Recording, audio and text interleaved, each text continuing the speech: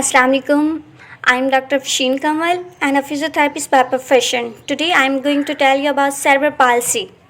Cerebral palsy में मैं इस लेक्चर में इसके कॉजेज़ बताऊंगी कि इसकी वजूहात क्या हैं, ठीक है।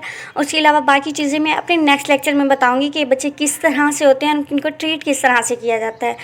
ये मेरा लेक्चर पब्लिक अवेयरनेस के लिए भी है और फिजियोथेरेपी के स्टूडेंट्स के लिए भी है। Now let's see what is cerebral palsy. Cerebral palsy है क्या एक्चुअली? सेरेब्रल पाल्सी में ना बच्चे के ब्रेन में डैमेज हो जाता है, ठीक है। ब्रेन का कोई भी पार्ट डैमेज हो जाता है जो किस वजह से उसे प्रेगनेंसी से के दौरान भी हो सकता है, ठीक है। बर्थ के दौरान भी हो सकता है और बर्थ के बाद भी हो सकता है, ठीक है। उसके अलावा जब बच्चा पैदा होता है ना तो हमें नहीं पता चलता कि इसका ब्रेन डैमेज है या क्या है। हमें कैसे पता चलता है? हम उसकी चाइल्ड की मूवमेंट को, जो मदर होती है जिसका बच्चा इस तरह का होता है, तो वो उसकी मूवमेंट को देखती है। वो देखती है कि मेरा बच्चा नॉर्मल बच्चों की तरह चल नहीं पा रहा, ठीक है, और ग्रो नहीं कर पा रहा जैसे नॉर्मल बच्चे करते हैं। यानी कि एक टाइम पीरियड होता है जिसमें नेक होल्डिंग होती है, बच्चे गर्दन संभालना सीखते हैं। उसके अलावा बैठना उठना एक टाइम ड्यूरेशन होता है, तो इन बच्चों को थोड़ा ज़्यादा टाइम लगता है या फिर बहुत ज़्यादा डिफ़िकल्टी होती है। और उसके अलावा बिहेवियर डिसऑर्डर्स भी होती हैं। और ये एक मैंने पिक्चर दिखाई है, इसमें इस तरह के बच्चे होते हैं सीपी वाले, उनकी गेट इस तरह से होती है जिसे हम सीजर गेट कहते हैं, इस तरह से चलती हैं। अब मैं कॉजेज़ पे आती हूँ। कॉजेज़ इसके क्या हो सकते हैं? बिफोर बर्थ भी हो सकते हैं, ड्यूरिंग बर्थ भी, आफ्टर बर्थ भी। वन बाय वन इनको मैं डिस्कस करूँगी। बिफोर बर्थ यानी कि बच्चे की पैदाइश से पहले क्या हो सकता है? जेनेटिक कंडीशन, यानी कि कोई ऐसी जीन थी डिफेक्टिव जो पेरेंट्स से बच्चे में आई है। ये कोई विरासती बीमारी नहीं है जैसे कि हाइपरटेंशन या डायबिटीज़, शुगर वगैरह हो जाती है कि आपके पेरेंट्स को है तो आप में भी चांसेस होते हैं आने के। ये वैसी नहीं है, बल्कि इसमें इस तरह होता है कि पेरेंट्स से कोई जीन आई है जो डिफेक्टिव थी। उसके अलावा इन्फेक्शन देखते हैं, ठीक है। इन्फेक्शन जैसे जर्मन मीज़ल, कोई माँ को हो गया इन्फेक्शन, जैसे ये है जिसे हम उर्दू में कॉमन लैंग्वेज में खसरा कहते हैं। अगर माँ को खसरा हो गया है इसके ड्यूरिंग प्रेगनेंसी के दौरान हो गया, इन्फेक्शन हो गया है, तो हो सकता है कि बच्चे पे भी उसका इफ़ेक्ट हो और बच्चे का ब्रेन डैमेज हो जाए।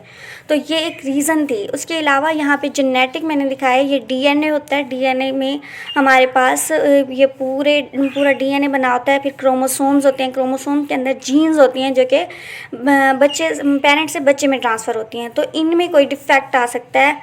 तो नेक्स्ट जो हमारे पास है वो है पॉइज़न, यानी कि प्रेगनेंसी के दौरान माँ ने कुछ ऐसी चीज़, जहरीली चीज़ खाई जिसका असर बच्चे पे हो गया। हो सकता है वो मेडिसिन उसने कोई ऐसी ली हो जो कि उसके लिए अच्छी ना हो, ठीक है, जिसके साइड इफ़ेक्ट बहुत ज़्यादा हो, या फिर उसने अल्कोहल यूज़ की हो, ठीक है। उसके अलावा आता है मेल न्यूट्रिशन में क्या होता है कि मदर की जो है डाइट वो अच्छी नहीं थी, हेल्दी डाइट नहीं ले रही थी माँ। हो सकता है वो पुअर फैमिली से बिलोंग करती हो, वो अफोर्ड ही ना कर पा रही हो, तो वीकनेस की वजह से उसके बच्चे पे असर हो सकता है, बच्चे के ब्रेन पे असर हो सकता है और ब्रेन डैमेज हो सकता है। सो इन चीज़ों का हमें ख्याल रखना चाहिए बहुत ज़्यादा। अब देखते हैं ड्यूरिंग लेबर क्या होता है? जब बच्चा पैदा हो रहा होता है, ठीक है, पैदाइश के दौरान हमारा ना ब्रेन ऐसा है, चाहे बच्चे से लेकर जहाँ तक भी है ओल्ड एज तक देख लो आप, हमारे ब्रेन को कंटिन्यूसली ऑक्सीजन चाहिए होती है, ठीक है, कंटिन्यूस सप्लाई चाहिए होती है ऑक्सीजन की। थोड़ी देर के लिए भी हमारे ब्रेन को, यानी कि फ्यू सेकंड्स, मैं कहूँगी 4 सेकंड भी अगर हम कहें ना, 4 सेकंड के लिए भी ऑक्सीजन ना मिले ना हमारे ब्रेन को, तो ब्रेन डैमेज होना स्टार्ट हो जाता है। हो सकता है कि बच्चा जिस दौरान पैदा हो रहा है उस दौरान बच्चे के नहीं हुई ऑक्सीजन नहीं मिली। वो किस वजह से नहीं मिली? उसके ये जो कॉर्ड है ना, अम्बिलिकल कॉर्ड होता है, इसमें कोई नॉट आ गया, गिरह आ गई है, जिसकी वजह से बच्चे में न्यूट्रिशन, क्योंकि न्यूट्रिशन के लिए होता है, सर्कुलेशन जा रही होती है बच्चे में, तो सर्कुलेशन नहीं गई तो ब्रेन डैमेज हो गया, ब्रेन का पार्ट डैमेज हो गया, सर्कुलेशन नहीं मिली बच्चे में। तो सेकंड काज इसका आता है लेबर, जो पैदाइश में बहुत ज़्यादा टाइम लगा है, ठीक है। ये टाइम हो सकता है इसलिए ज़्यादा लगा हो कि कोई कॉम्प्लेक्सिटी आ रही हो, या फिर होम डिलीवरी एक बहुत बड़ा रिस्क फैक्टर है कि घरों में अक्सर बर्थ करवा लेती हैं औरतें, तो वहाँ पे कोई कॉम्प्लेक्सिटी आ रही होती है तो उनसे मैनेज नहीं हो रही होती। जैसे उसके अलावा आती है मल्टीपल बर्थ्स, के 2 बच्चे पैदा हुए हैं, एक बच्चे नॉर्मल टाइम पे पैदाइश हो गई है और दूसरे को बड़ा टाइम लगा है। ठीक है। इसके बाद हम देखते हैं after the child is birth, यानी कि चाइल्ड पैदा हो गया उसके बाद क्या हो सकता है। हाई टेम्परेचर, बच्चे की पैदाइश के फ़ौरन बाद से 1 साल तक ये हो सकती हैं चीज़ें कि उसे बुखार आया है, बहुत ज़्यादा फीवर हुआ है, हाई टेम्परेचर हुआ है, ठीक है। इसकी वजह से, क्योंकि हमारा ब्रेन बहुत ज़्यादा सेंसिटिव होता है टेम्परेचर के, थोड़ा सा भी टेम्परेचर ज़्यादा होना हमारे ब्रेन को कुछ होने लग जाता है। तो यहाँ पे हाई टेम्परेचर की वजह से ब्रेन डैमेज हो सकता है। उसके अलावा सेकंड चीज़ है फिट्स, कि बच्चे को दौरे पड़ने लग गए थे, ठीक है। वो किसी भी 1 साल के 1 मंथ से 1 साल तक किसी भी ड्यूरेशन में हो सकते हैं, ठीक है। झटके लगने शुरू हो गए बच्चे को। फिर आता है डिहाइड्रेशन। डिहाइड्रेशन है कि डायरिया और वॉमिटिंग हुई है, बच्चे को बहुत ज़्यादा वॉमिटिंग हुई है जिसकी वजह से पानी की कमी हो गई है, पानी की कमी की वजह से हो गए हैं। अब नेक्स्ट है इंजरी टू हेड, यानी कि बच्चे के सर पर चोट लगी है।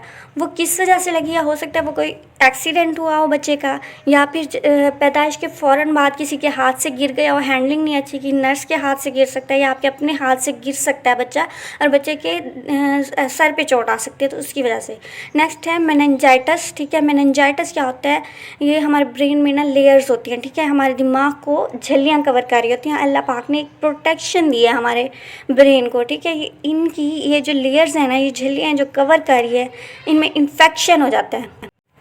सो अब यहाँ पे इन्फेक्शन हुआ, ठीक है। इन्फेक्शन की वजह से लेयर्स में स्वेलिंग हो गई, ठीक है। स्वेलिंग की वजह से ब्रेन को इफ़ेक्ट हुआ है, ठीक है। ब्रेन डैमेज हो सकता है।